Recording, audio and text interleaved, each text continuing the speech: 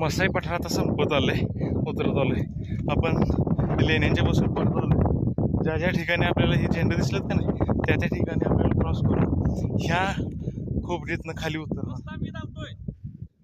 माझ्या ओळखीचं नाही ते, आत्ता दिसलंय ते.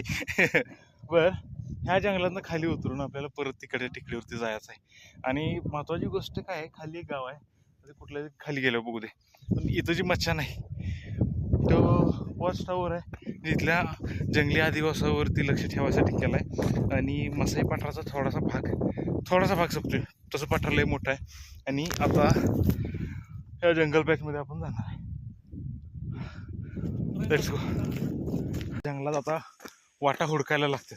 पण गोष्ट काय आहे, तुम्हाला वाटत असेल जर वाट गंडलोय, वाट चुकले, तर काही ठिकाणी ते निमण लावले, झेंड्याचे पोल लावलेत, तो आपल्याला मार्गदर्शन करतोय. आणि रस्ता आपण चुकत नाही. कधी वाटलं तर एखाद्या उंच टेकडीवरती चढायचं, वाट कुठे ती गावत्या. मला वाटतं आता खोतवाडीच्या जवळपास आलोय कदाचित, या खोबलीतनं खाली उतरायला लागलोय. चला बघा पुढच्या स्टोरीला. सध्या तरी संपूर्ण जंगलात मी एकटाच आहे.